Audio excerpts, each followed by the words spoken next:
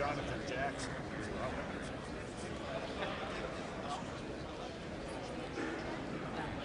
There. The penguin He dresses up okay, doesn't he?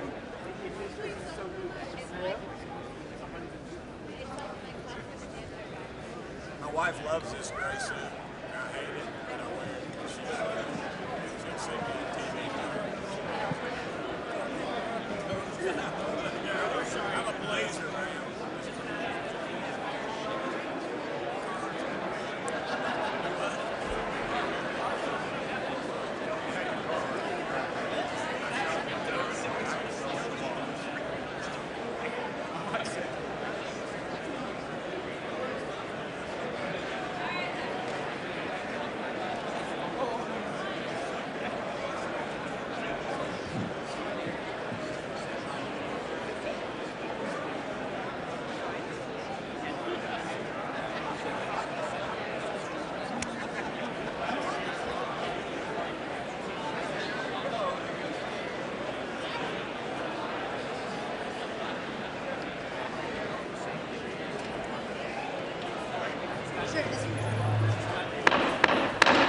Mr. Speaker, the Chief Justice and Associate Justices of the United States Supreme Court.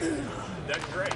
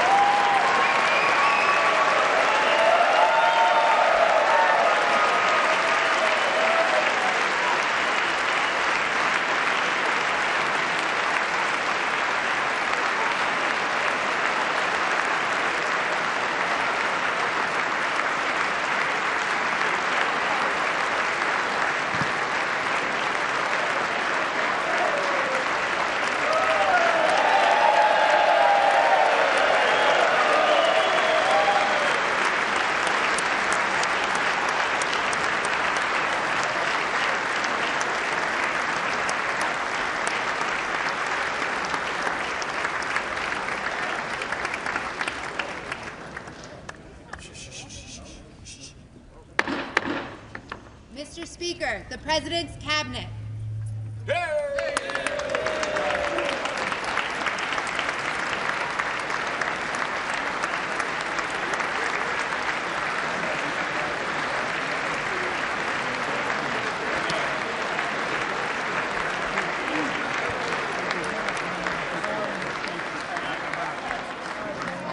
That's true. I should have done way better.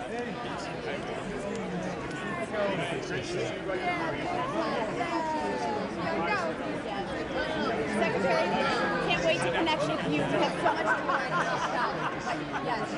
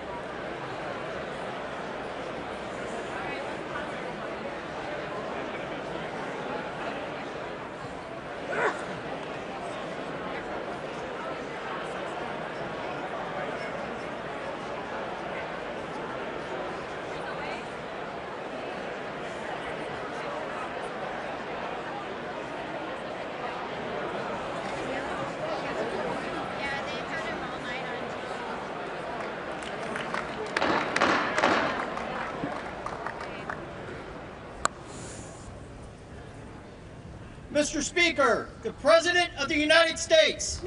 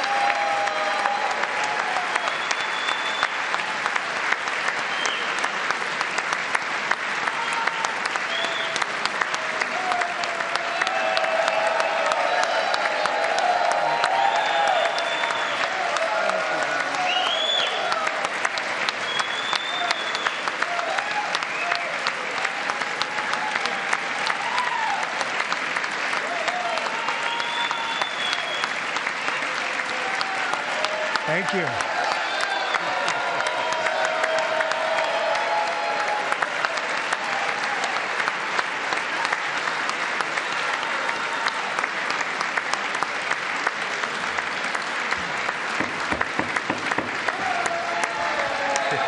Thank you very much. Thank you very much. It's a great honor. Thank you very much. Speaker Johnson, Vice President Vance, the First Lady of the United States,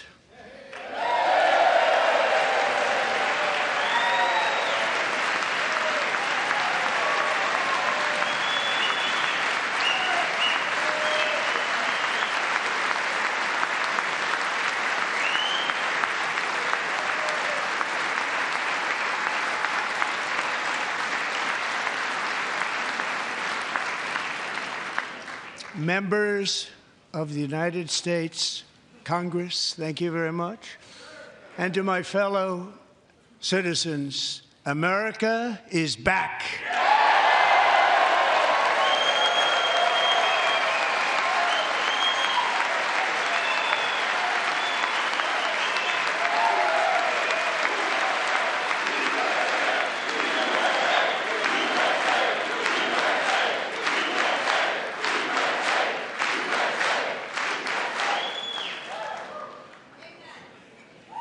6 weeks ago, I stood beneath the dome of this Capitol and proclaimed the dawn of the golden age of America. From that moment on, it has been nothing but swift and unrelenting action to usher in the greatest and most successful era in the history of our country.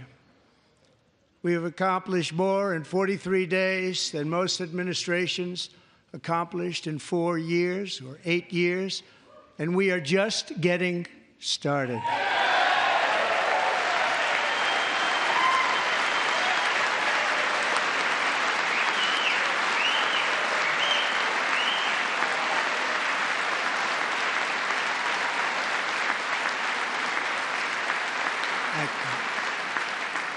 I return to this chamber tonight to report that America's momentum is back, our spirit is back, our pride is back, our confidence is back, and the American dream is surging bigger and better than ever before.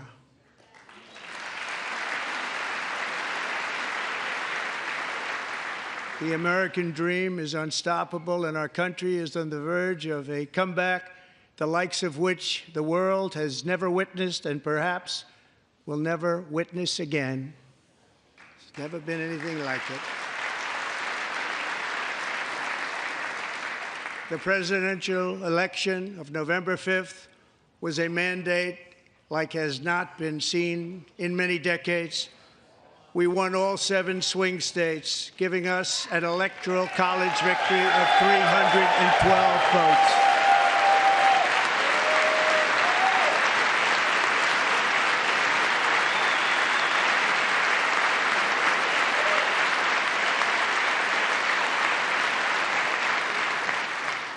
We won the popular vote by big numbers and won counties in our country.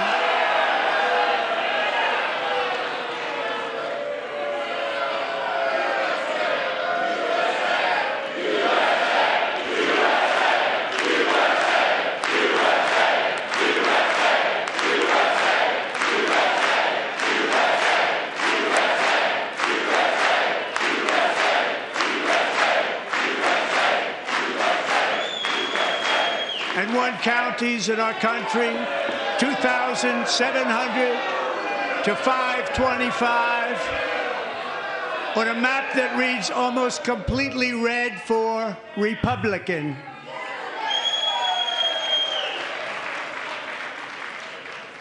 Now, for the first time in modern history, more Americans believe that our country is headed in the right direction than the wrong direction. In fact, it's an astonishing record, 27-point swing, the most ever.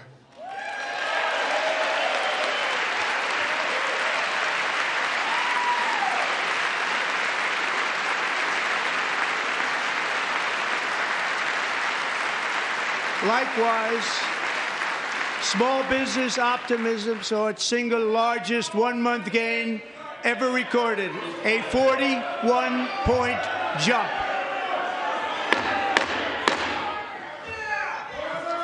Members are directed to uphold and maintain decorum in the House and to cease any further disruptions. That's your warning.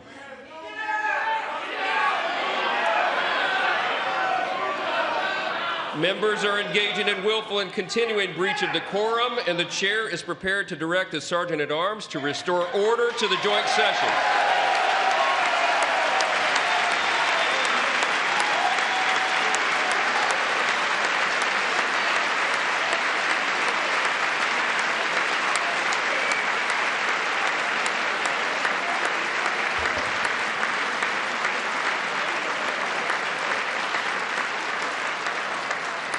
Mr. Green, take your seat.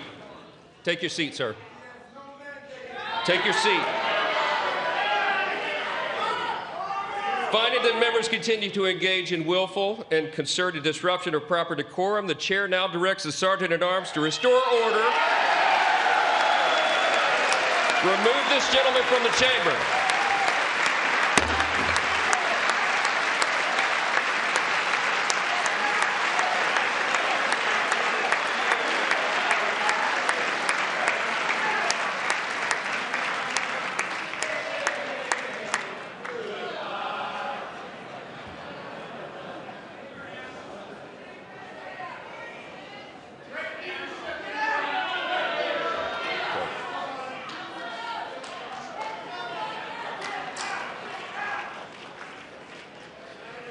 Members are directed to uphold and maintain decorum in the House. Mr. President, you continue. Thank you. Over the past 6 weeks, I have signed nearly 100 executive orders and taken more than 400 executive actions, a record to restore common sense, safety, optimism, and wealth all across our wonderful land. The people elected me to do the job, and I'm doing it.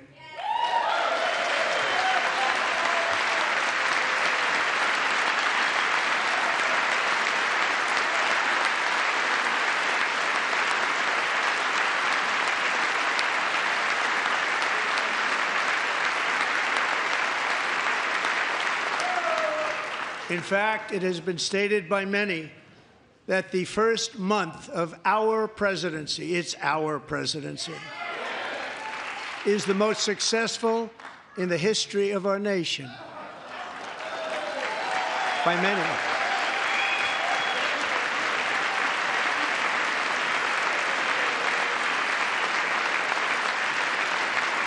And what makes it even more impressive is that, do you know who number 2 is? George Washington. How about that? How about that? I don't know about that list, but we'll take it. Within hours of taking the oath of office, I declared a national emergency on our southern border, and I deployed the U.S. military and Border Patrol to repel the invasion of our country. And what a job they've done. As a result, illegal border crossings last month were by far the lowest ever recorded, ever.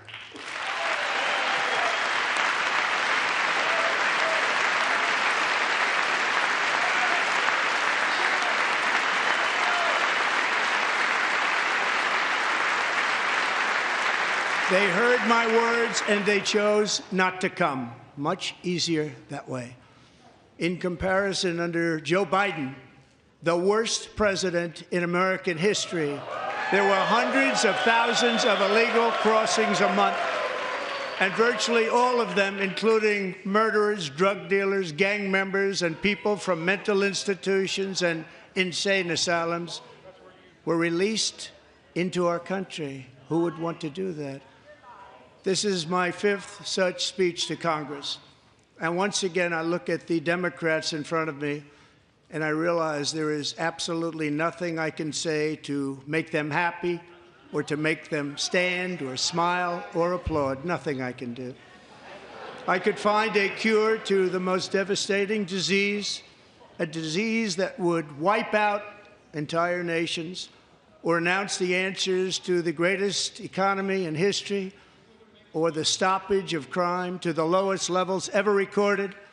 And these people sitting right here will not clap, will not stand, and certainly will not cheer for these astronomical achievements. They won't do it, no matter what. Five times I've been up here. It's very sad, and it just shouldn't be this way.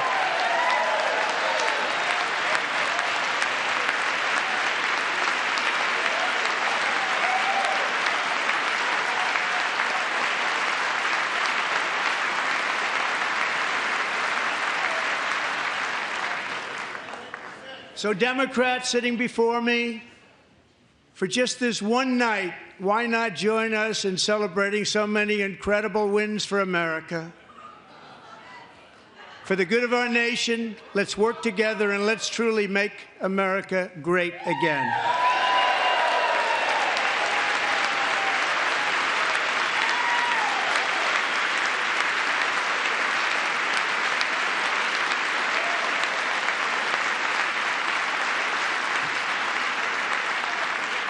Every day, my administration is fighting to deliver the change America needs to bring a future that America deserves, and we're doing it.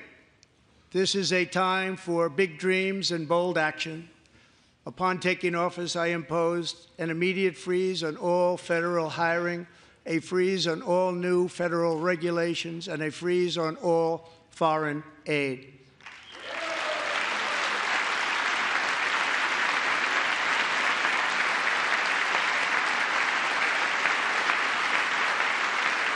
I terminated the ridiculous Green New Scam.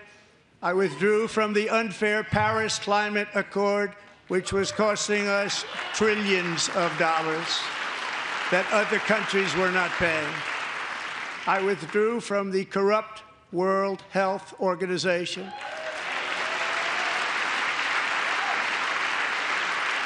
And I also withdrew from the anti-American UN Human Rights Council.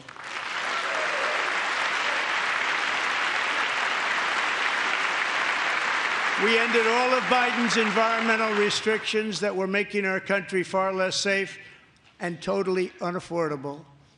And importantly, we ended the last administration's insane electric vehicle mandate, saving our auto workers and companies from economic destruction.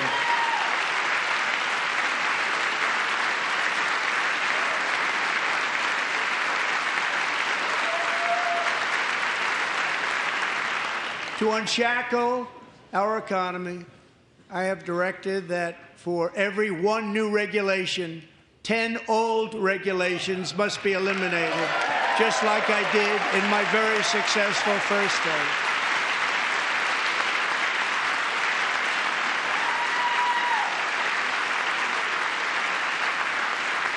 And in that first term, we set records on ending unnecessary rules and regulations like no other president had done before. We ordered all federal workers to return to the office. They will either show up for work in person or be removed from their job.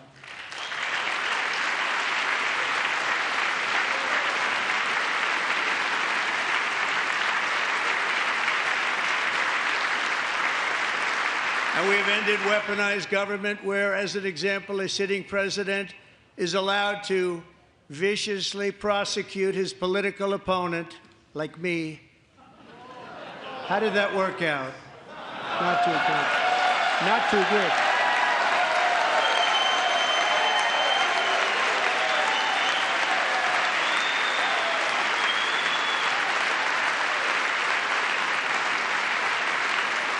And I have stopped all government censorship and brought back free speech in America. It's back.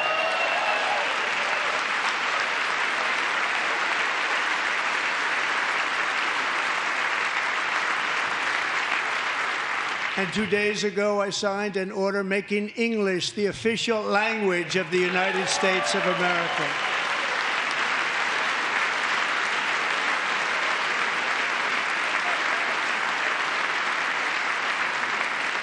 I renamed the Gulf of Mexico the Gulf of America.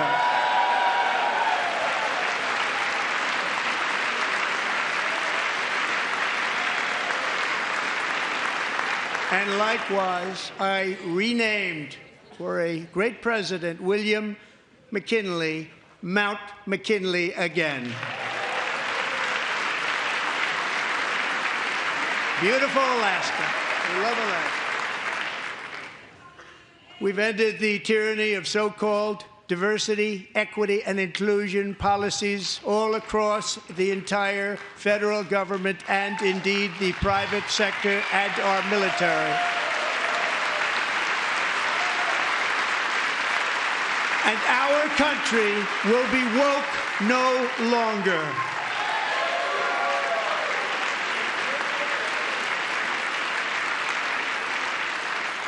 We believe that whether you are a doctor, an accountant, a lawyer, or an air traffic controller, you should be hired and promoted based on skill and competence, not race or gender. Very important.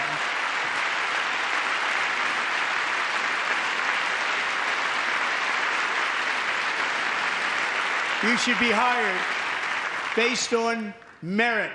And the Supreme Court, in a brave and very powerful decision, has allowed us to do so. Thank you. Thank you very much. Thank you. We have removed the poison of critical race theory from our public schools, and I signed an order making it the official policy of the United States government that there are only two genders, male and female.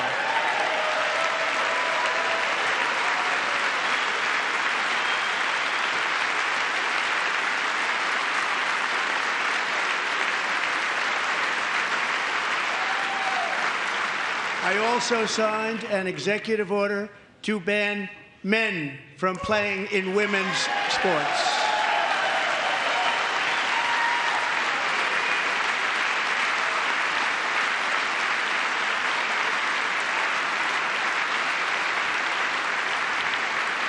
Three years ago, Peyton McNabb was an all-star high school athlete, one of the best, preparing for a future in college sports. But when her girls' volleyball match was invaded by a male, he smashed the ball so hard in Peyton's face, causing traumatic brain injury, partially paralyzing her right side and ending her athletic career. It was a shot like she's never seen before. She's never seen anything like it. Peyton is here tonight in the gallery, and Peyton, from now on, schools will kick the men off the girls' team, or they will lose all federal funding.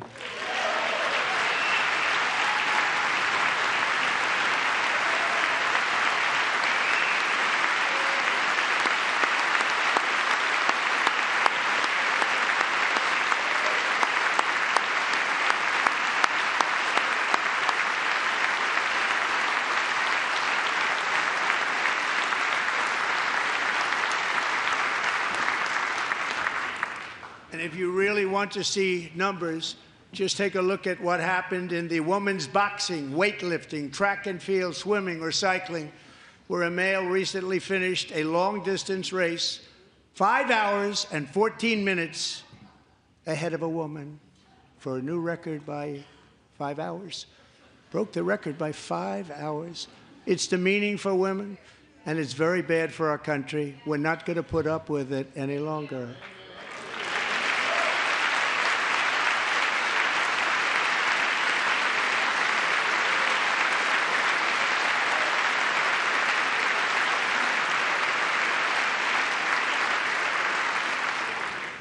What I have just described is only a small fraction of the common sense revolution that is now, because of us, sweeping the entire world. Common sense has become a common theme, and we will never go back. Never. Never going to let that happen. Among my very highest priorities is to rescue our economy and get dramatic and immediate relief to working families. As you know, we inherited from the last administration an economic catastrophe and an inflation nightmare. Their policies drove up energy prices, pushed up grocery costs, and drove the necessities of life out of reach for millions and millions of Americans. They've never had anything like it. We suffered the worst inflation in 48 years, but perhaps even in the history of our country. They're not sure. As president, I'm fighting every day to reverse this damage and make America affordable again.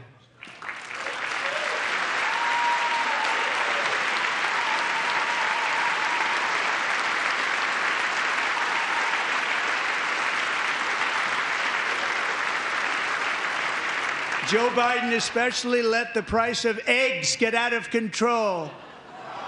The egg price is out of control, and we're working hard to get it back down. Secretary, do a good job on that. You inherited a total mess from the previous administration. Do a good job.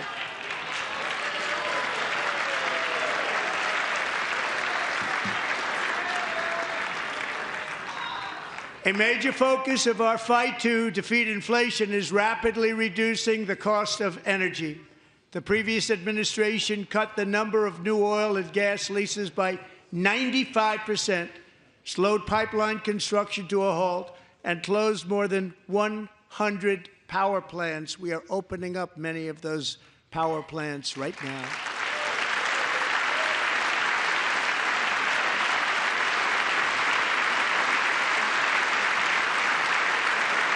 And frankly, we have never seen anything like it. That's why on my first day in office, I declared a national energy emergency. As you've heard me say many times, we have more liquid gold under our feet than any nation on earth, and by far. And now I fully authorize the most talented team ever assembled to go and get it. It's called Drill, Baby, Drill.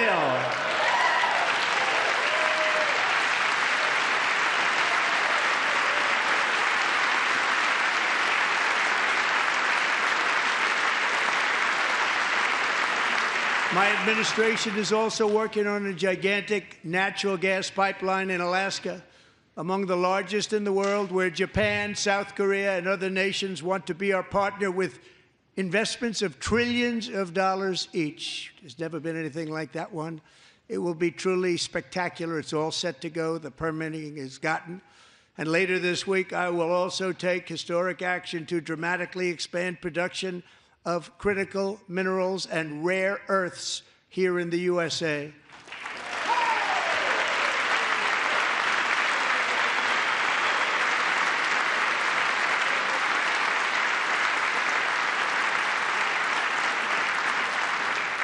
To further combat inflation, we will not only be reducing the cost of energy, but will be ending the flagrant waste of taxpayer dollars.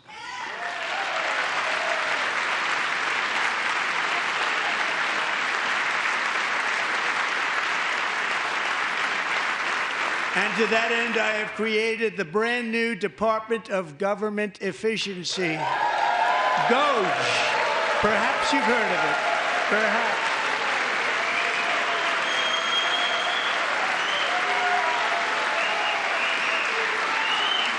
Which is headed by Elon Musk, who is in the gallery tonight.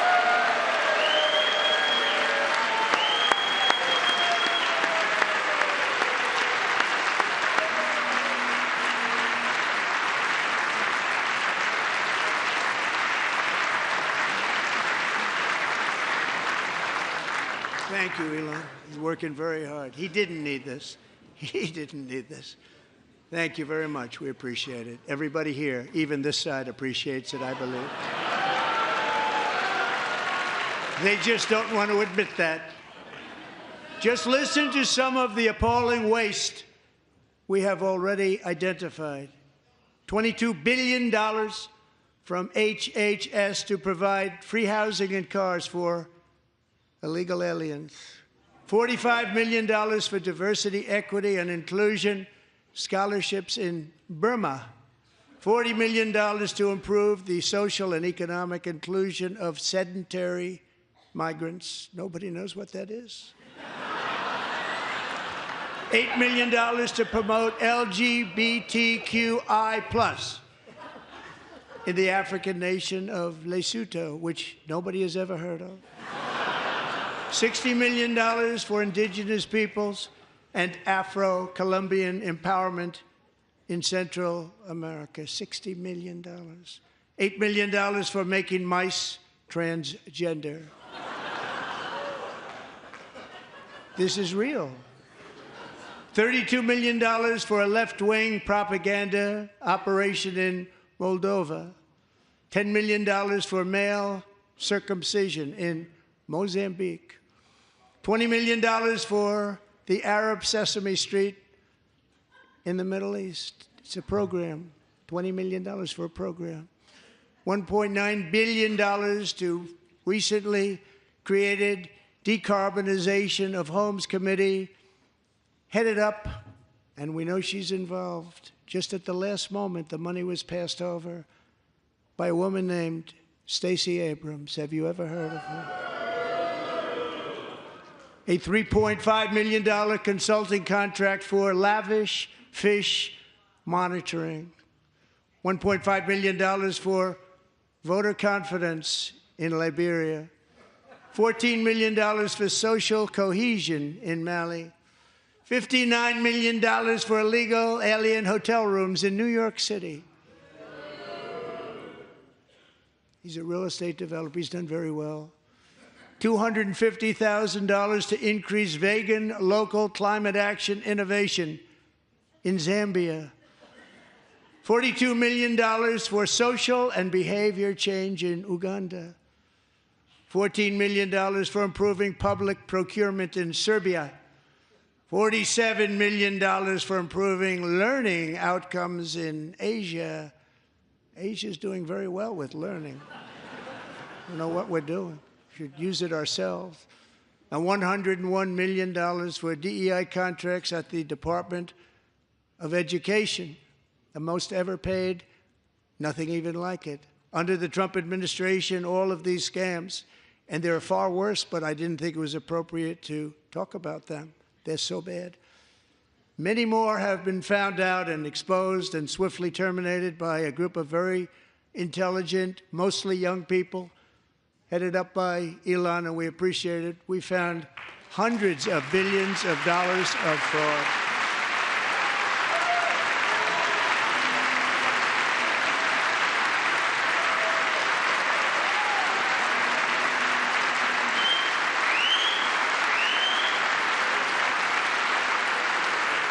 And we've taken back the money and reduced our debt to fight inflation and other things. Taken back a lot of that money. We got it just in time. This is just the beginning. The Government Accountability Office, a federal government office, has estimated annual fraud of over $500 billion in our nation, and we are working very hard to stop it. We're going to. We're also identifying shocking levels of incompetence and probable fraud in the Social Security program for our seniors, and that our seniors and people that we love rely on. Believe it or not, government databases list 4.7 million Social Security members from people aged 100 to 109 years old. It lists 3.6 million people from ages 110 to 119. I don't know any of them. I know some people that are rather elderly, but not quite that elderly. 3.47 million people from ages 120 to 129. 3.9 million people from ages 130 to 139. 3.5 million people from ages 140 to 149. And money is being paid to many of them, and we're searching right now. In fact, Pam, good luck. Good luck. You're going to find it.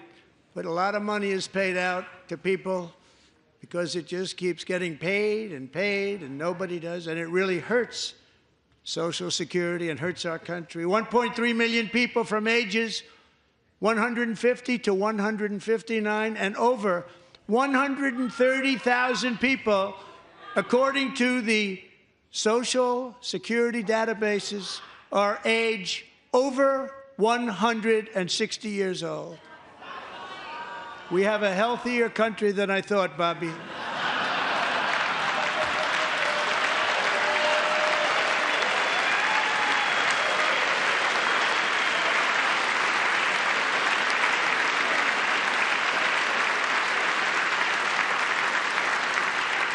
Including, to finish, 1,039 people between the ages of 220 and 229, one person between the age of 240 and 249, and one person is listed at 360 years of age.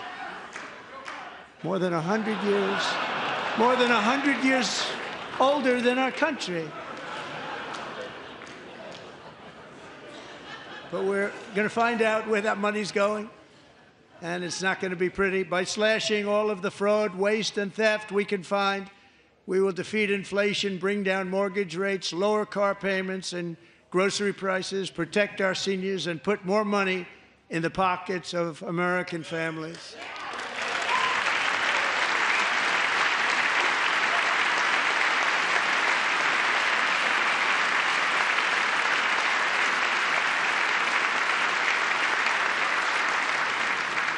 And today, interest rates took a beautiful drop, big, beautiful drop. It's about time. And in the near future, I want to do what has not been done in 24 years, balance the federal budget. We're going to balance it.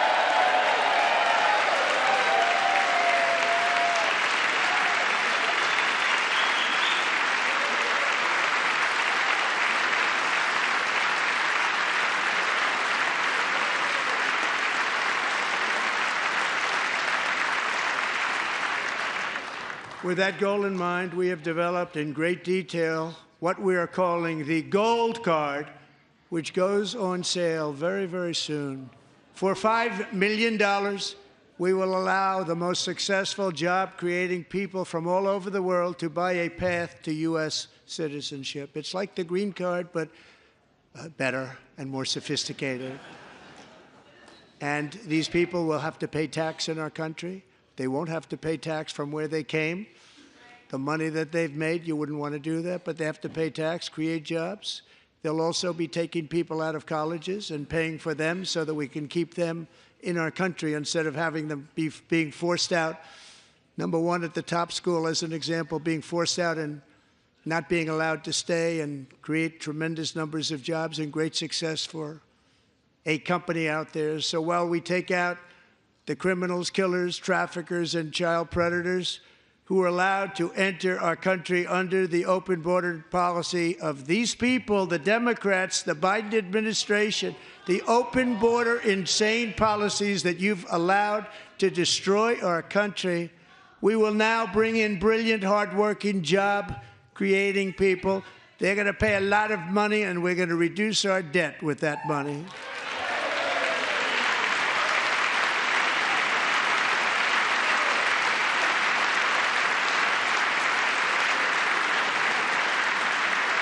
Americans have given us a mandate for bold and profound change. For nearly 100 years, the federal bureaucracy has grown until it has crushed our freedoms, ballooned our deficits, and held back America's potential in every possible way. The nation founded by pioneers and risk-takers now drowns under millions and millions of pages of regulations and debt. Approvals that should take 10 days to get instead take 10 years, 15 years, and even 20 years before you're rejected. Meanwhile, we have hundreds of thousands of federal workers who have not been showing up to work. My administration will reclaim power from this unaccountable bureaucracy, and we will restore true democracy to America again.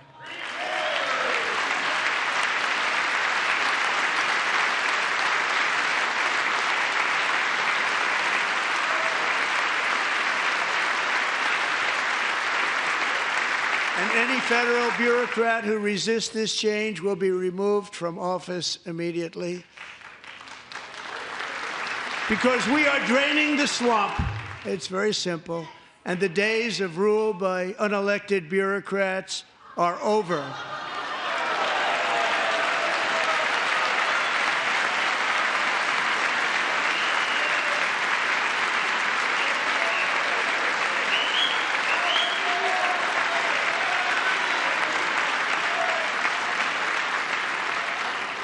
And the next phase of our plan to deliver the greatest economy in history is for this Congress to pass tax cuts for everybody. They're in there. They're waiting for you to vote. And I'm sure that the people on my right, I don't mean the Republican right, but my right here, I'm sure you're going to vote for those tax cuts, because otherwise I don't believe the people will ever vote you into office. So I'm doing you a big favor by telling you that. But I know this group is going to be voting for the tax cuts.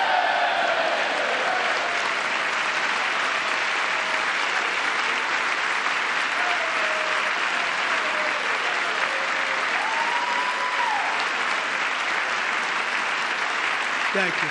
It's a very, very big part of our plan. We had tremendous success in our first term with it. A very big part of our plan. We're seeking permanent income tax cuts all across the board. And to get urgently needed relief to Americans hit especially hard by inflation, I'm calling for no tax on tips, no tax on overtime, and no tax on Social Security benefits for our great seniors.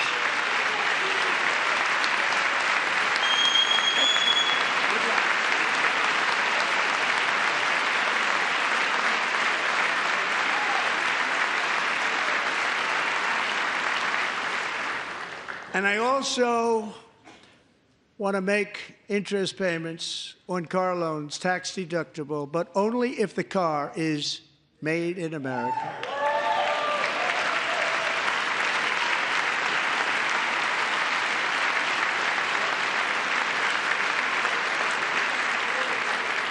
And by the way, we're going to have growth in the auto industry like nobody's ever seen. Plants are opening up all over the place. Deals are being made.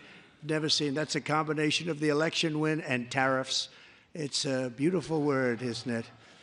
That, along with our other policies, will allow our auto industry to absolutely boom. It's going to boom.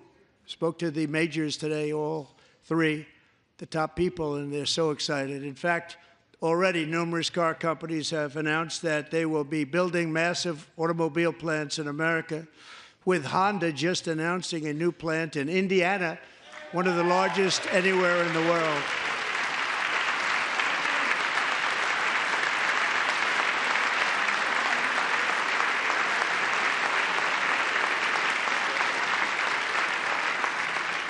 And this has taken place since our great victory on November 5th, a date which will hopefully go down as one of the most important in the history of our country.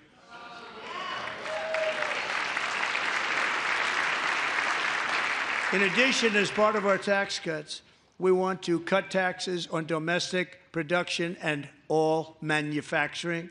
And just as we did before, we will provide 100% expensing. It will be retroactive to January 20th, 2025. And it was one of the main reasons why our tax cuts were so successful in our first term, giving us the most successful economy in the history of our country. First term.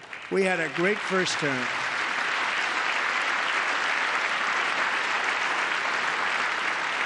If you don't make your product in America, however, under the Trump administration, you will pay a tariff, and in some cases, a rather large one.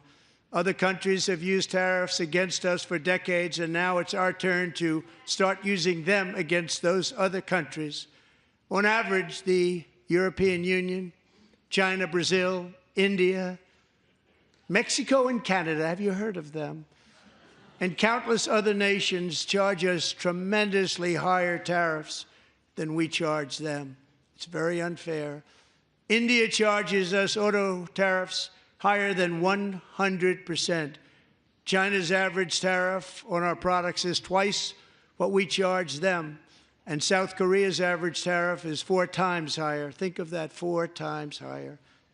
And we give so much help militarily and in so many other ways to South Korea, but that's what happens. This is happening by friend and foe. This system is not fair to the United States and never was, and so on April 2nd, I wanted to make it April 1st, but I didn't want to be accused of April Fool's Day. That's not, just one day cost us a lot of money. But we're going to do it in April. I'm a very superstitious person. April 2nd, reciprocal tariffs kick in. And whatever they tariff us, other countries, we will tariff them. That's reciprocal, back and forth. Whatever they tax us, we will tax them. If they do non-monetary tariffs to keep us out of their market, then we will do non-monetary barriers to keep them out of our market. There's a lot of that, too. They don't even allow us in their market. We will take in trillions and trillions of dollars and create jobs like we have never seen before. I did it with China, and I did it with others, and the Biden administration couldn't do anything about it because there was so much money they couldn't do anything about it. We have been ripped off for decades by nearly every country on earth, and we will not let that happen any longer.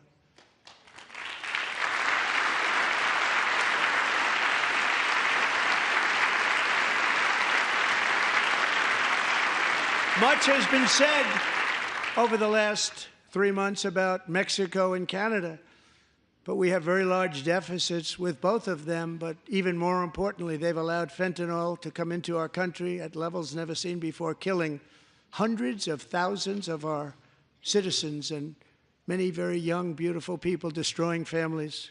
Nobody's ever seen anything like it. They are, in effect, receiving subsidies of hundreds of billions of dollars. We pay subsidies to Canada and to Mexico of hundreds of billions of dollars, and the United States will not be doing that any longer. We're not going to do it any longer.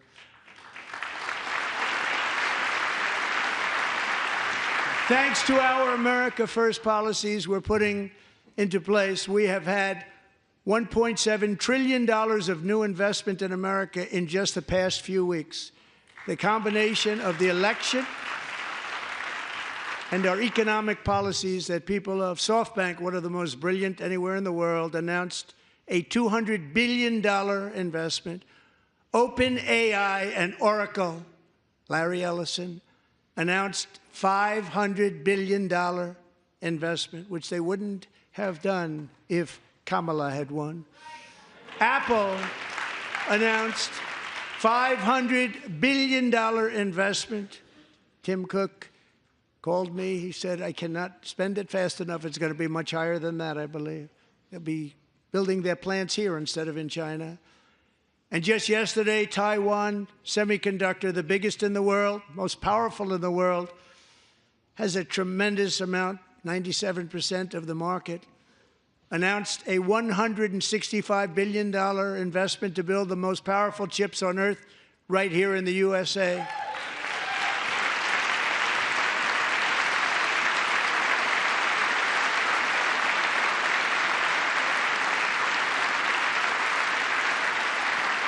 And we're not giving them any money. Your CHIPS Act is a horrible, horrible thing. We give hundreds of billions of dollars, and it doesn't mean a thing. They take our money and they don't spend it. All that meant to them, we're giving them no money. All that was important to them was they didn't want to pay the tariffs, so they came and they're building, and many other companies are coming. We don't have to give them money. We just want to protect our businesses and our people. And they will come because they won't have to pay tariffs if they build in America. So it's very amazing. You should get rid of the CHIP Act, and whatever's left over, Mr. Speaker, you should use it to reduce debt or any other reason you want to.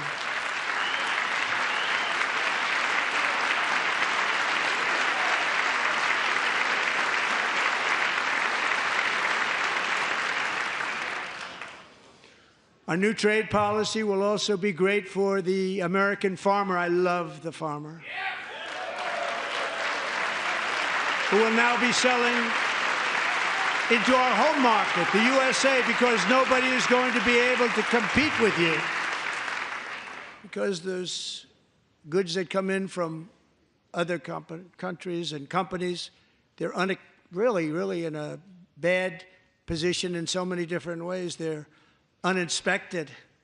They may be very dirty and disgusting, and they come in and they pour in, and they hurt our American farmers. The tariffs will go on agricultural product coming into America, and our farmers, starting on April 2nd, it may be a little bit of an adjustment period. We had that before when I made the deal with China, $50 billion of purchases, and I said, just bear with me, and they did. They did. Probably have to bear with me again, and this will be even better. That was great.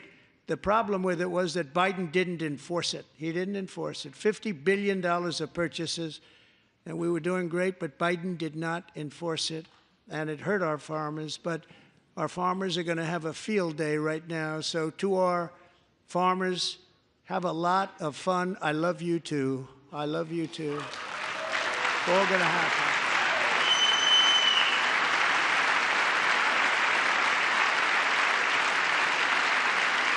And I have also imposed a 25% tariff on foreign aluminum, copper, lumber, and steel, because if we don't have, as an example, steel and lots of other things, we don't have a military, and frankly, we just won't have a country very long. Here today is a proud American steelworker, fantastic person from Decatur, Alabama, Jeff Denard. Has been working at the same steel plant for 27 years in a job that has allowed him to serve as the captain of his local volunteer fire department, raise 7 children with his beautiful wife, Nicole, and over the years provide a loving home for more than 40 foster children. So great, Jeff.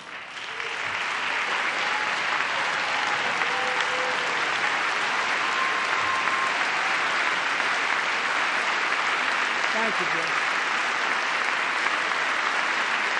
Thank you, Jeff.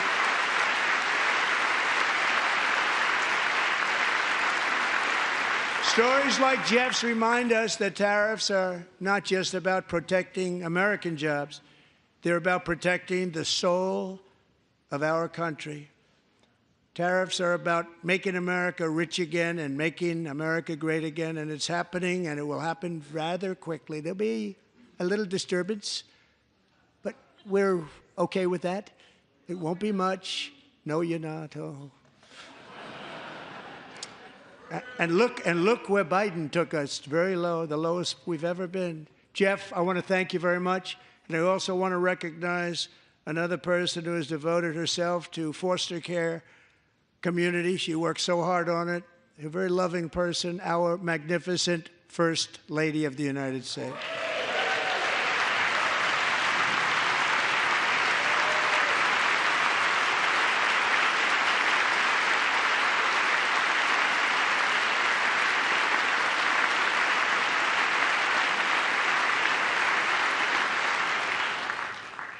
Melania's work has yielded incredible results, helping prepare our nation's future leaders as they enter the workforce. Our First Lady is joined by 2 impressive young women, very impressive. Haley Ferguson, who benefited from the First Lady's Fostering the Future initiative and is poised to complete her education and become a teacher. And Elliston Berry, who became a victim of an illicit deepfake image produced by a peer. With Elliston's help, the Senate just passed the Take It Down Act, and this is so important. Thank you very much, John. John Thune, thank you. Stand up, John. Thank you, John.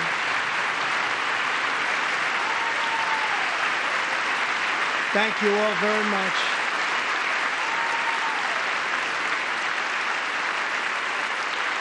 Thank you.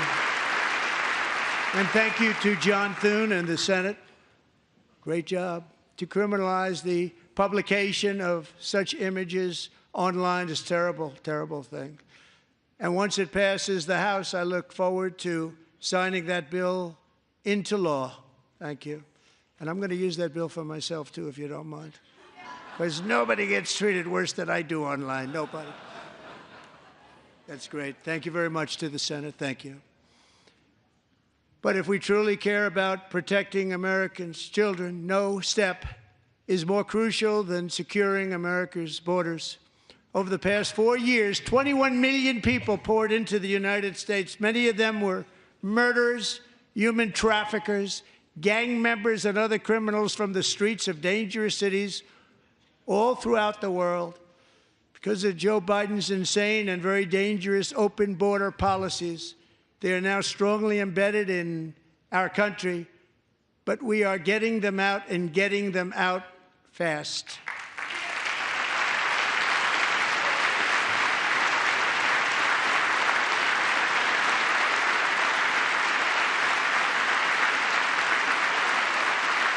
And I want to thank Tom Homan and Christy. I want to thank you and Paul of Border Patrol. I want to thank you. What a job they've all done, everybody. Border Patrol, ICE, law enforcement in general is incredible. We have to take care of our law enforcement. Have to.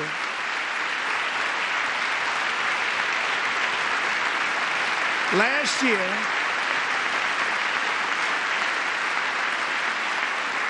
a brilliant 22-year-old nursing student named Laken Riley, the best in her class, admired by everybody, went out for a jog on the campus of the University of Georgia. That morning, Laken was viciously attacked, assaulted, beaten, brutalized, and horrifically murdered. Laken was stolen from us by a savage illegal alien gang member who was arrested while trespassing across Biden's open southern border and then set loose into the United States under the heartless policies of that failed administration. It was indeed a failed administration. He had then been arrested and released in a Democrat-run sanctuary city, a disaster, before ending the life of this beautiful young angel. With us this evening are Laken's beloved mother, Allison, and her sister, Lauren.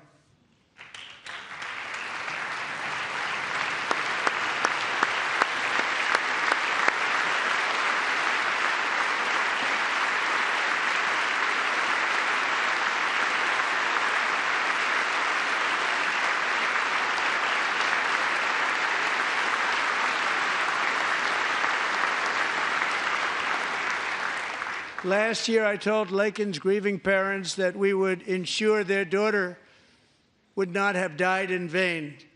That's why the very first bill I signed into law as your 47th president mandates the detention of all dangerous criminal aliens who threaten public safety. It's a very strong, powerful act.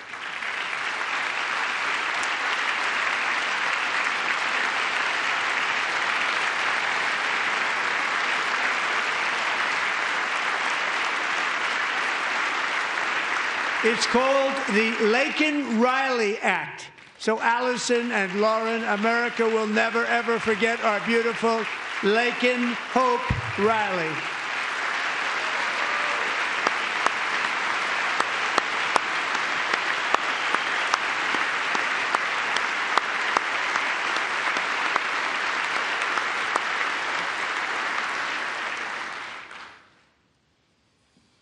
Thank you very much. Since taking office, my administration has launched the most sweeping border and immigration crackdown in American history, and we quickly achieved the lowest numbers of illegal border crossers ever recorded. Thank you.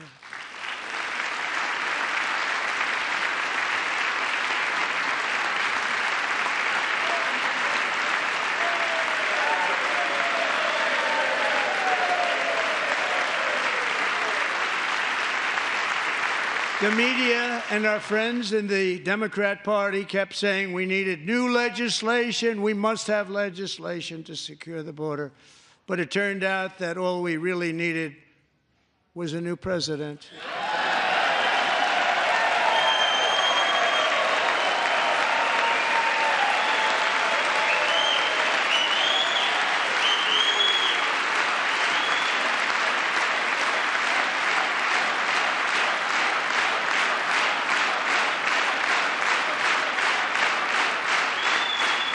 Thank you. Joe Biden didn't just open our borders, he flew illegal aliens over them to overwhelm our schools, hospitals, and communities throughout the country. Entire towns like Aurora, Colorado, and Springfield, Ohio, buckled under the weight of the migrant occupation and corruption like nobody's ever seen before. Beautiful towns destroyed. Now, just as I promised in my inaugural address, we are achieving the great liberation of America.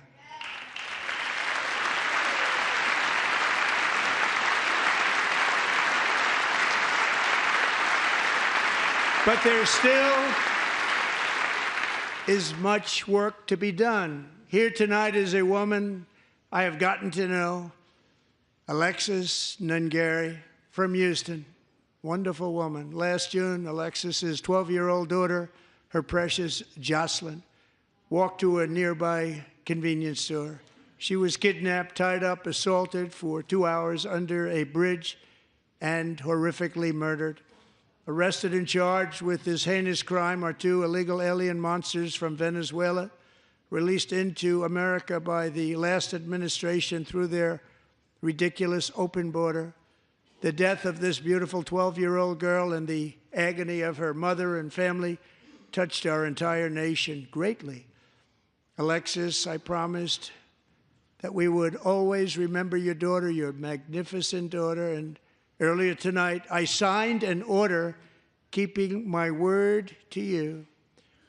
One thing I have learned about Jocelyn is that she loved animals so much. She loved nature. Across Galveston Bay, from where Jocelyn lived in Houston, you will find a magnificent national wildlife refuge, a pristine, peaceful, 34,000-acre sanctuary for all of God's creatures on the edge of the Gulf of America. Alexis, moments ago, I formally renamed that refuge in loving memory of your beautiful daughter, Jocelyn. So, Mr. Vice President, if you would, may I have the order?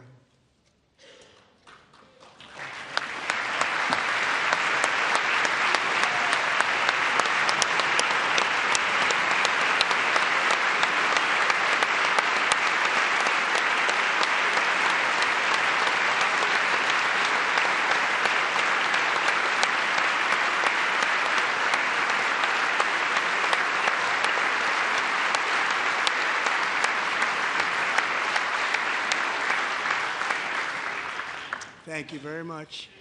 All 3 savages charged with Jocelyn and Lakin's murders were members of the Venezuelan prison gang, the toughest gang, they say, in the world, known as Tren de Aragua.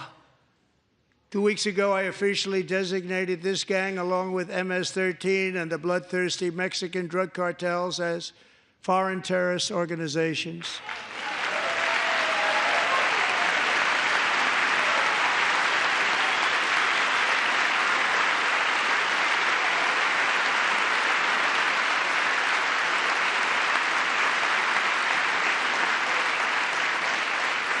They are now officially in the same category as ISIS, and that's not good for them. Countless thousands of these terrorists were welcomed into the U.S. by the Biden administration. But now every last one will be rounded up and forcibly removed from our country, or, if they're too dangerous, put in jails, standing trial in this country, because we don't want them to come back ever. With us this evening is a warrior on the front lines of that battle, Border Patrol Agent Roberto Ortiz. Great guy.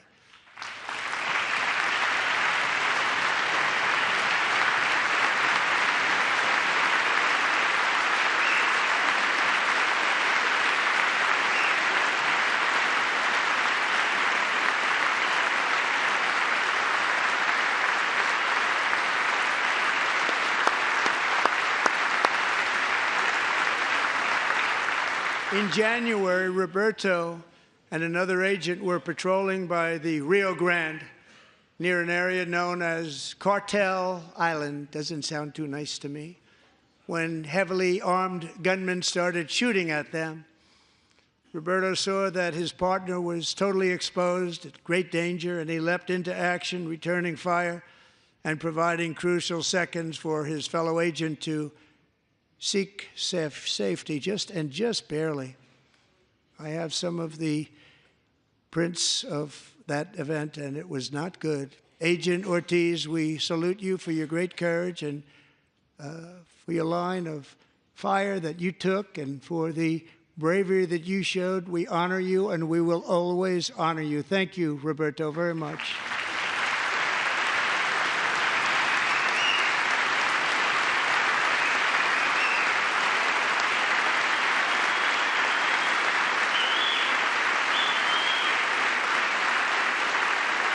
Thank you, Roberto.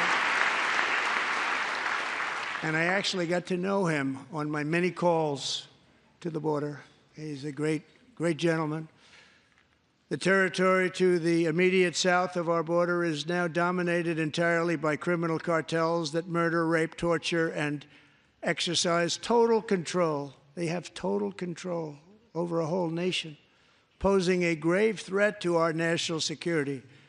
The cartels are waging war in America, and it's time for America to wage war on the cartels, which we are doing.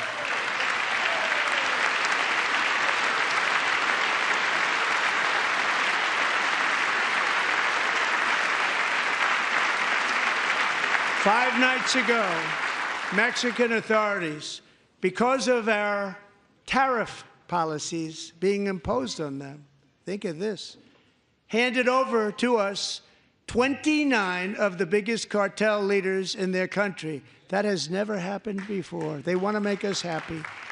First time ever. But we need Mexico and Canada to do much more than they've done, and they have to stop the fentanyl and drugs pouring into the USA. They're going to stop it.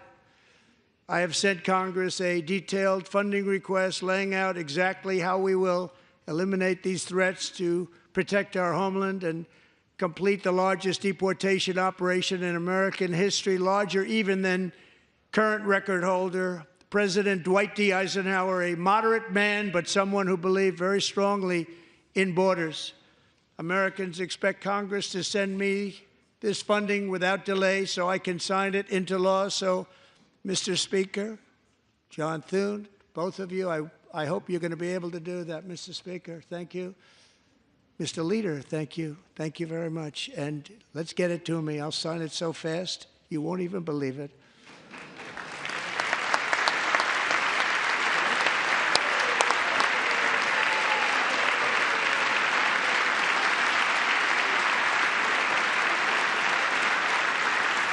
And as we reclaim our sovereignty, we must also bring back law and order to our cities and towns.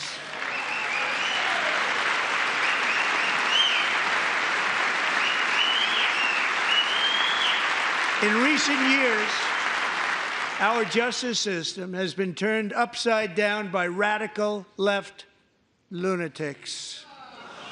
Many jurisdictions virtually ceased enforcing the law against dangerous repeat offenders while weaponizing law enforcement against political opponents like me. My administration has acted swiftly and decisively to restore fair, equal, and impartial justice under the constitutional rule of law, starting at the FBI and the DOJ. Pam, good luck. Cash, wherever you may be, good luck. Good luck. Pam Bondi. Good luck. So important. Going to do a great job. Cash, thank you. Thank you, Cash.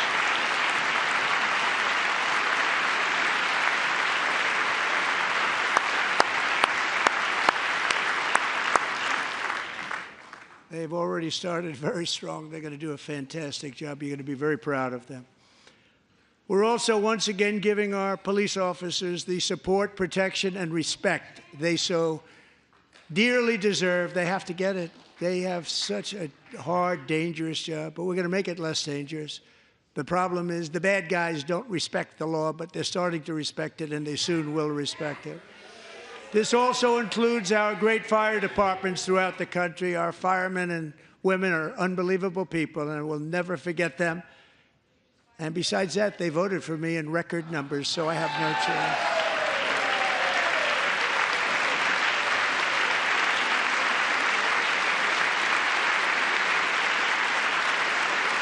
1 year ago this month, 31-year-old New York police officer Jonathan Diller, unbelievably wonderful person and a great officer, was gunned down at a traffic stop on Long Island. I went to his funeral.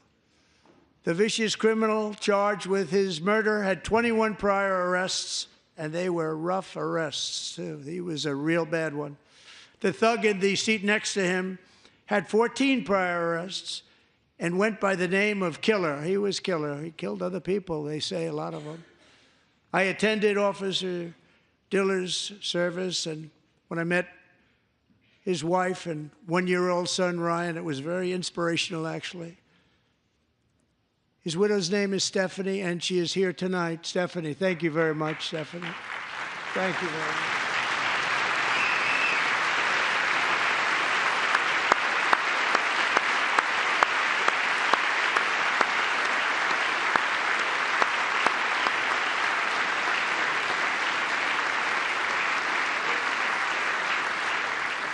Stephanie, we're going to make sure that Ryan knows his dad was a true hero, New York's finest, and we're going to get these cold-blooded killers and repeat offenders off our streets, and we're going to do it fast. Got to stop it. They get out with 28 arrests. They push people into subway trains. They hit people over the head, back of the head with baseball bats. We got to get them out of here. I've already signed an executive order requiring a mandatory death penalty for anyone who murders a police officer, and tonight I'm asking Congress to pass that policy into permanent law.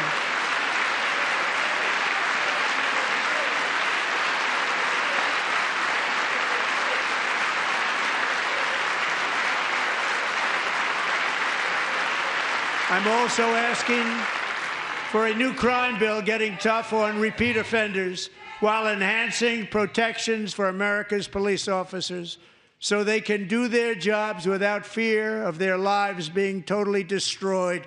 They don't want to be killed. We're not going to let them be killed. Joining us in the gallery tonight is a young man who truly loves our police. His name is DJ Daniel. He is 13 years old, and he has always dreamed of becoming a police officer.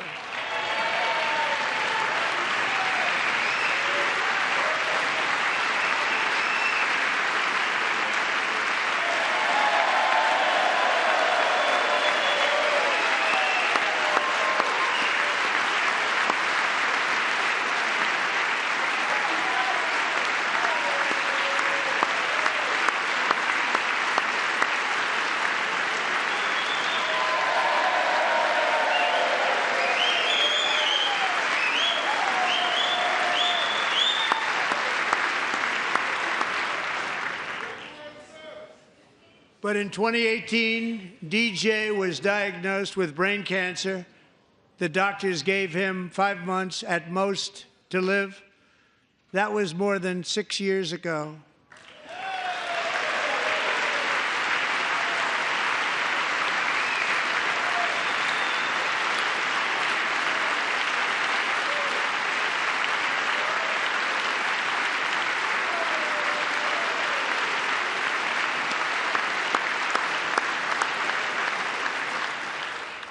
Since that time, DJ and his dad have been on a quest to make his dream come true, and DJ has been sworn in as an honorary law enforcement officer, actually a number of times. The police love him, the police departments love him.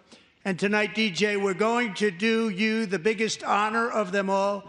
I am asking our new Secret Service Director, Sean Curran, to officially make you an agent of the United States Secret Service.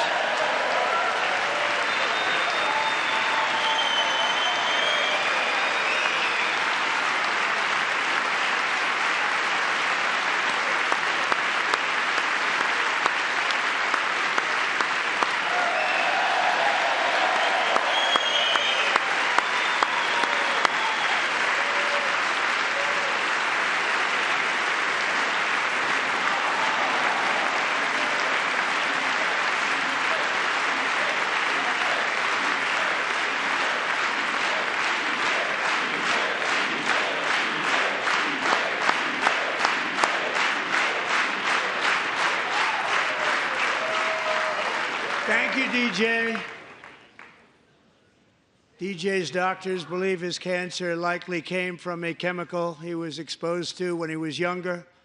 Since 1975, rates of child cancer have increased by more than 40%. Reversing this trend is one of the top priorities for our new presidential commission to make America healthy again, chaired by our new Secretary of Health and Human Services, Robert F. Kennedy, Jr.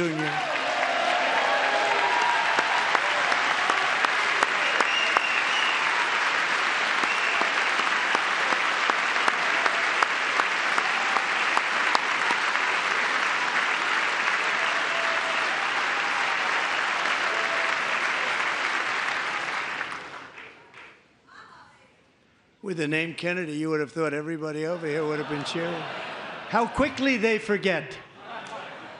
Our goal is to get toxins out of our environment, poisons out of our food supply, and keep our children healthy and strong. As an example, not long ago, and you can't even believe these numbers, 1 in 10,000 children had autism, 1 in 10,000.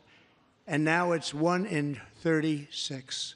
There's something wrong. 1 in 36. Think of that. So we're going to find out what it is, and there's nobody better than Bobby and all of the people that are working with you. You have the best to figure out what is going on.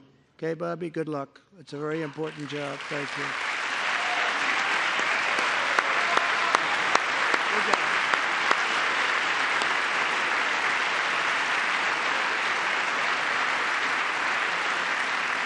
Thank you. My administration is also working to protect our children from toxic ideologies in our schools.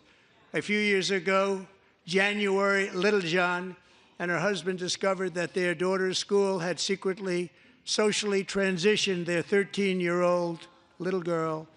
Teachers and administrators conspired to deceive January and her husband while encouraging her daughter to use a new name and pronouns. They, them pronoun, actually, all without telling January, who is here tonight and is now a courageous advocate against this form of child abuse. January, thank you. Thank you. Thank you very much.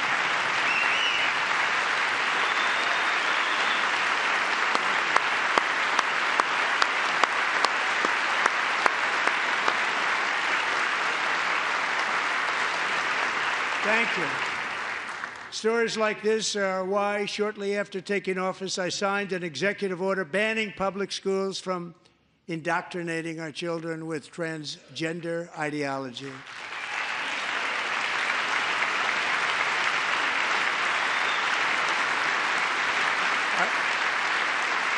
I also signed an order to cut off all taxpayer funding to any institution that engages in the sexual mutilation of our youth.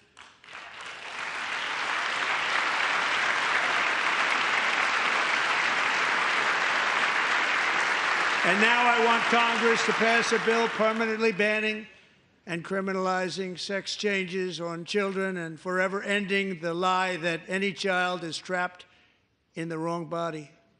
This is a big lie.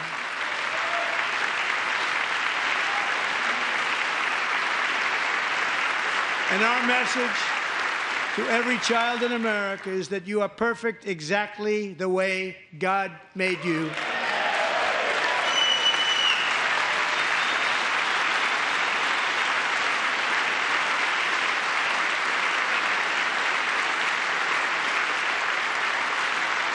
Because we're getting wokeness out of our schools and out of our military, and it's already out, and it's out of our society. We don't want it.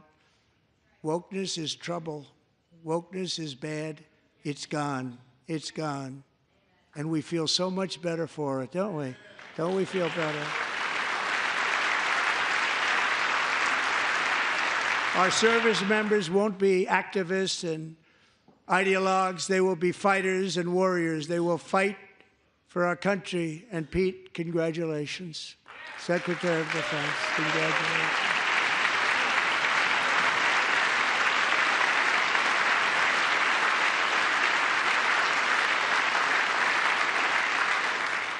And he's not big into the woke movement, I can tell you. I know him well.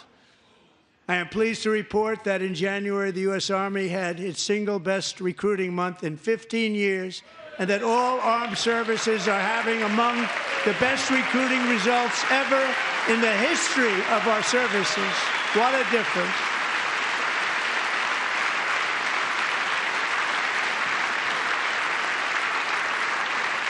And you know, it was just a few months ago where the results were exactly the opposite. We couldn't recruit anywhere. We couldn't recruit. Now we're having the best results just about that we've ever had. What a tremendous turnaround. It's really a beautiful thing to see. People love our country again. It's very simple. They love our country, and they love being in our military again. So it's a great thing, and thank you very much. Great job. Thank you.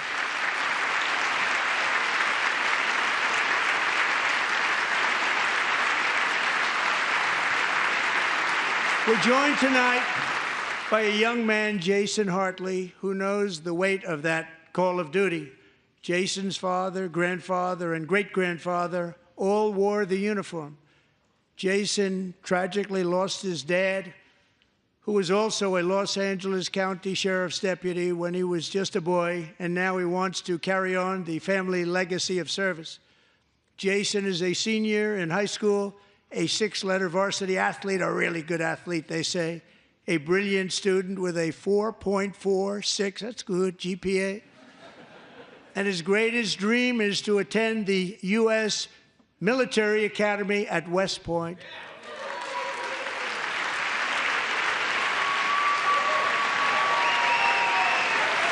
Who is also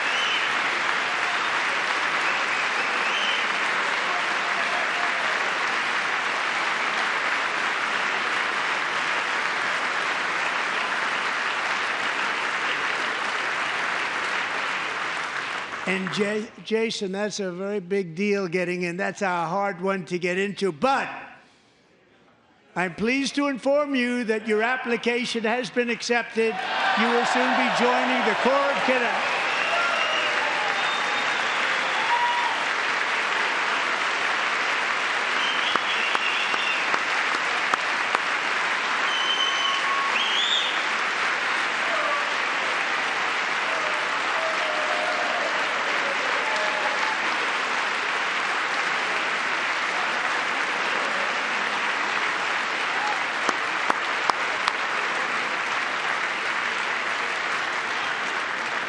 Thank you. Jason, you're going to be on the long gray line, Jason.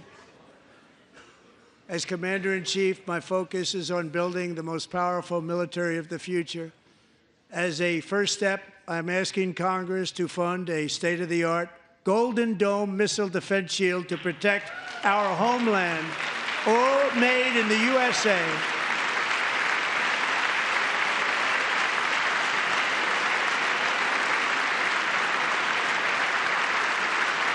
And Ronald Reagan wanted to do it long ago, but the technology just wasn't there, not even close. But now we have the technology. It's incredible, actually. And other places, they have it. Israel has it. Other places have it. And the United States should have it too, right, Tim, right? They should have it too. So I want to thank you. But it's a very, very important. This is a very dangerous world. We should have it. We want to be protected, and we're going to protect our citizens like never before. To boost our defense industrial base, we are also going to resurrect the American shipbuilding industry, including commercial shipbuilding and military shipbuilding.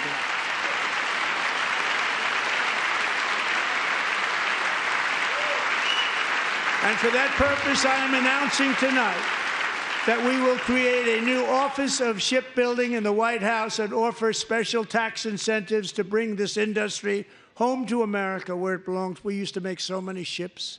We don't make them anymore very much, but we're going to make them very fast, very soon.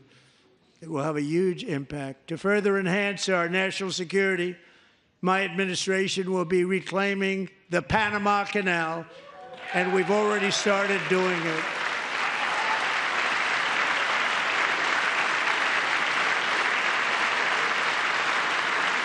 Just today, a large American company announced they are buying both ports around the Panama Canal and lots of other things having to do with the Panama Canal and a couple of other canals. The Panama Canal was built by Americans for Americans, not for others, but others could use it.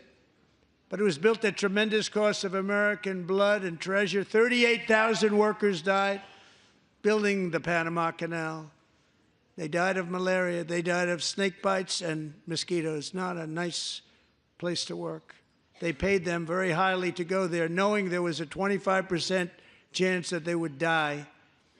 The most expensive project also that was ever built in our country's history, if you bring it up to modern-day costs. It was given away by the Carter administration for $1. But that agreement has been violated very severely. We didn't give it to China. We gave it to Panama, and we're taking it back.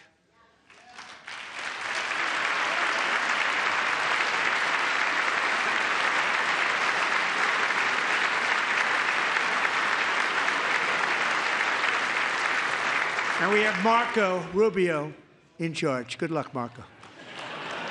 Now, we know who to blame if anything goes wrong. Marco's been amazing, and he's going to do a great job. Think of it. He got 100 votes. You know, he was approved with actually 99, but the 100th was this gentleman, and I feel very certain. So let's assume he got 100 votes. And I'm either very, very happy about that or I'm very concerned about it. But he's already proven. I mean, he's a great gentleman. He's respected by everybody, and we appreciate you voting for Marco. He's going to do a fantastic job. Thank you. Thank you. He's doing a great job. Great job. And I also have a message tonight for the incredible people of Greenland. We strongly support your right to determine your own future. And if you choose, we welcome you into the United States of America. We need Greenland for national security and even international security, and we're working with everybody involved to try and get it. But we need it really for international world security, and I think we're going to get it. One way or the other, we're going to get it. We will keep you safe. We will make you rich, and together we will take Greenland to heights like you have never thought possible before. It's a very small population, but very, very large piece of land and very, very important for military security. America is once again standing strong against the forces of radical Islamic terrorism. 3.5 years ago, ISIS terrorists killed 13 American service members and countless others in the Abbey Gate bombing during the disastrous and incompetent withdrawal from Afghanistan. Not that they were withdrawing, it was the way they withdrew. Perhaps the most embarrassing moment in the history of our country. Tonight, I am pleased to announce that we have just apprehended the top terrorist responsible for that atrocity, and he is right now on his way here to face the swift sword of American justice.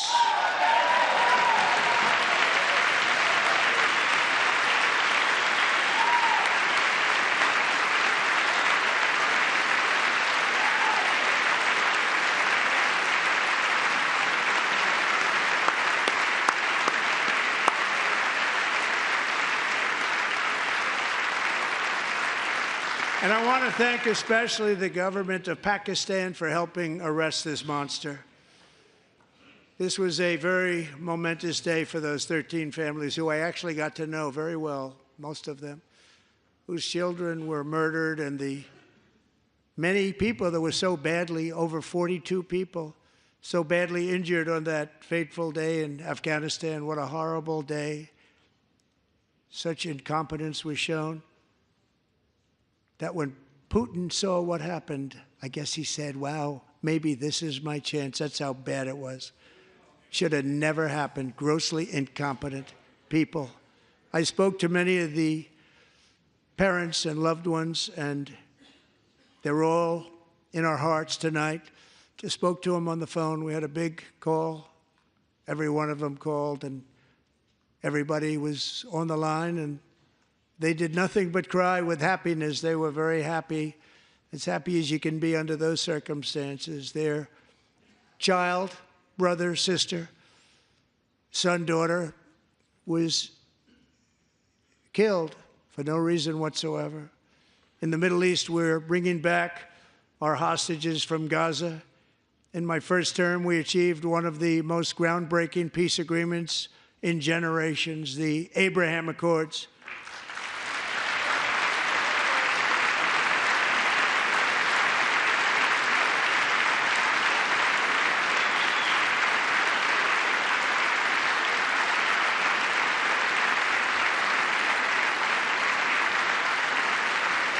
And now we're going to build on that foundation to create a more peaceful and prosperous future for the entire region. A lot of things are happening in the Middle East. People have been talking about that so much lately with everything going on with Ukraine and Russia. But a lot of things are happening in the Middle East. It's a rough neighborhood, actually. I'm also working tirelessly to end the savage conflict in Ukraine. Millions of Ukrainians and Russians have been needlessly killed or wounded in this horrific and brutal conflict with no end in sight. The United States has sent hundreds of billions of dollars to support Ukraine's defense with no security, with no anything.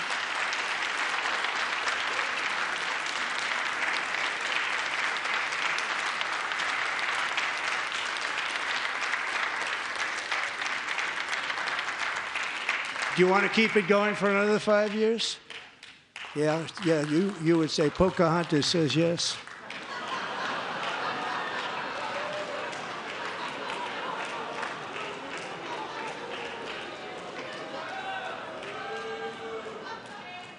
$2,000 people are being killed every single week. More than that.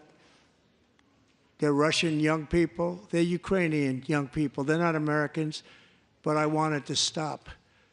Meanwhile, Europe has sadly spent more money buying Russian oil and gas than they have spent on defending Ukraine, by far. Think of that.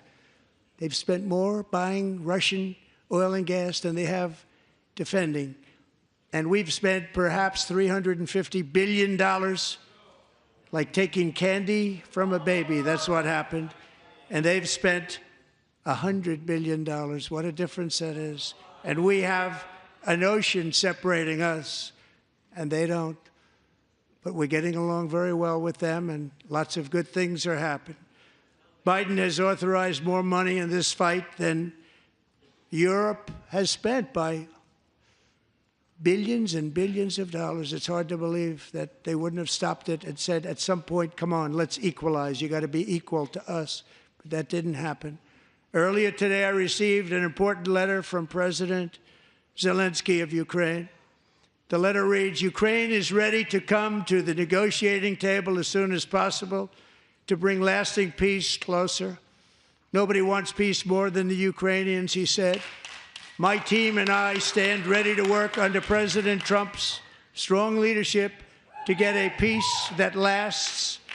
We do really value how much America has done to help Ukraine maintain its sovereignty and independence. Regarding the agreement on minerals and security, Ukraine is ready to sign it at any time that is convenient for you. I appreciate that he sent this letter, just got it a little while ago. Simultaneously, we've had serious discussions with Russia and have received strong signals that they are ready for peace. Wouldn't that be beautiful? Wouldn't that be beautiful?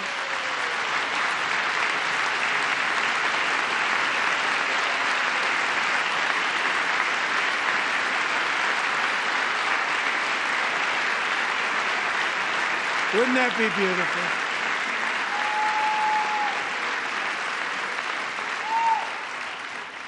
It's time to stop this madness. It's time to halt the killing.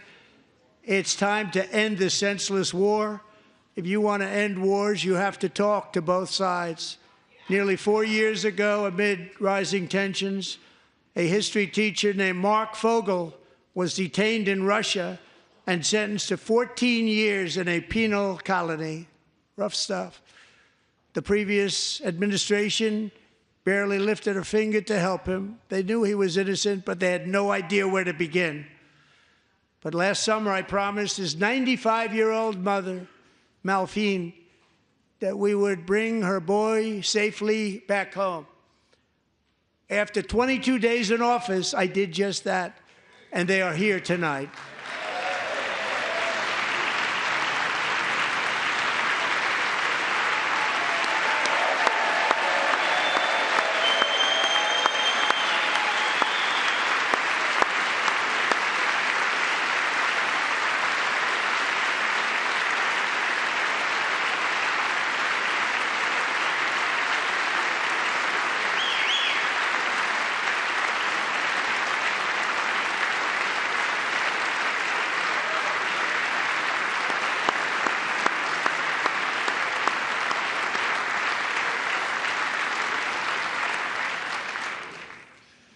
To Mark and his great mom, we are delighted to have you safe and sound and with us. As fate would have it, Mark Fogel was born in a small rural town in Butler, Pennsylvania. Have you heard of it?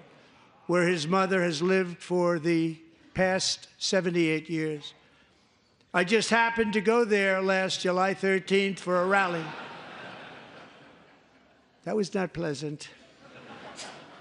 And that is where I met his beautiful mom right before I walked onto that stage. And I told her I would not forget what she said about her son. And I never did I? Never forgot. Less than 10 minutes later, at that same rally, gunfire rang out, and a sick and deranged assassin unloaded 8 bullets from his sniper's perch into a crowd of many thousands of people. My life was saved by a fraction of an inch, but some were not so lucky.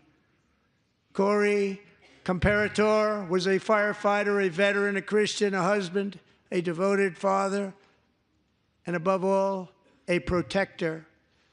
When the sound of gunshots pierced the air, it was a horrible sound. Corey knew instantly what it was and what to do. He threw himself on top of his wife and daughters and shielded them from the bullets with his own body. Corey was hit really hard. You know the story from there. He sacrificed his life to save theirs. 2 others, very fine people, were also seriously hit. But thankfully, with the help of 2 great country doctors, we thought they were gone, and they were saved. So those doctors had great talent. We're joined by Corey's wife, Helen, who was his high school sweetheart, and their 2 beloved daughters, Allison and Kaylee. Thank you.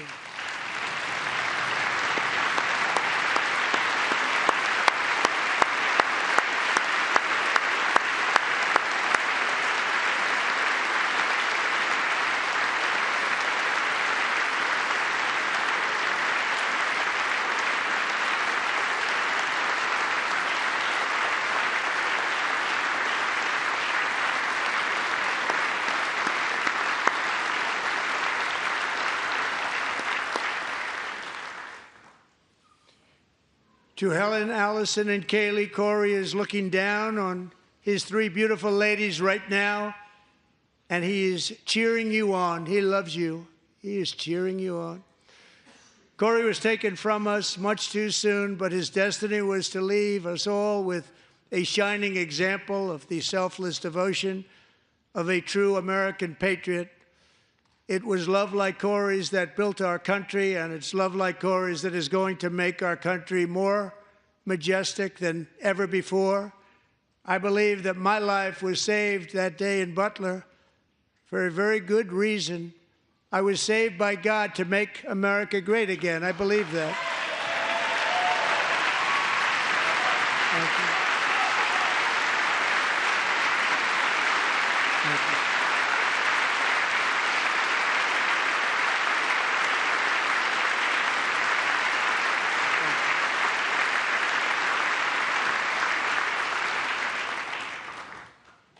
Thank you very much. From the patriots of Lexington and Concord to the heroes of Gettysburg and Normandy, from the warriors who crossed the Delaware to the trailblazers who climbed the Rockies, and from the legends who soared at Kitty Hawk to the astronauts who touched the moon, Americans have always been the people who defied all odds, transcended all dangers, made the most extraordinary sacrifices, and did whatever it took to defend our children, our country, and our freedom. And as we have seen in this chamber tonight, that same strength, faith, love, and spirit is still alive and thriving in the hearts of the American people. Despite the best efforts of those who would try to censor us, silence us, break us, destroy us, Americans are today a proud, free, sovereign, and independent nation that will always be free, and we will fight for it till death. We will never let anything happen to our beloved country, because we are a country of doers, dreamers, fighters, and survivors. Our ancestors crossed a vast ocean, strode into the unknown wilderness, and carved their fortunes from the rock and soil of a perilous and very dangerous frontier. They chased our destiny across a boundless continent. They built the railroads, laid the highways, and graced the world with American marvels like the Empire State Building, the mighty Hoover Dam, and the towering Golden Gate Bridge. They lit the world with electricity, broke free of the force of gravity, fired up the engines of American industry, vanquished the communists, fascists, and Marxists all over the world, and gave us countless modern wonders sculptured out of iron, glass, and steel. We stand on the shoulders of these pioneers who won and built the modern age, these workers who poured their sweat into the skylines of our cities, these warriors who shed their blood on fields of battle and gave everything they had for our rights and for our freedom. Now it is our time to take up the righteous cause of American liberty. And it is our turn to take America's destiny into our own hands and begin the most thrilling days in the history of our country. This will be our greatest era. With God's help, over the next 4 years, we are going to lead this nation even higher, and we are going to forge the freest, most advanced, most dynamic, and most dominant civilization ever to exist on the face of this earth. We are going to create the highest quality of life, build the safest and wealthiest and healthiest and most vital communities anywhere in the world. We are going to conquer the vast frontiers of science, and we are going to lead humanity into space and plant the American flag on the planet Mars and even far beyond.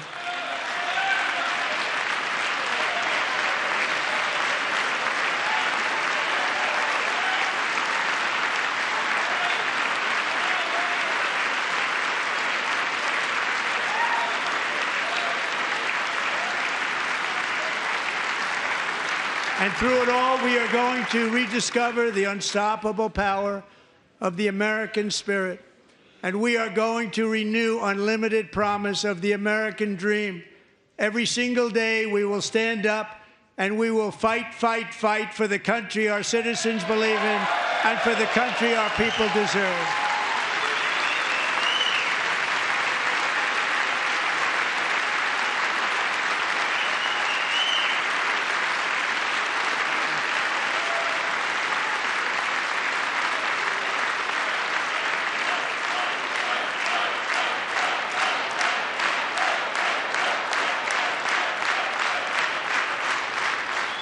My fellow Americans, get ready for an incredible future, because the golden age of America has only just begun. It will be like nothing that has ever been seen before. Thank you, God bless you, and God bless America.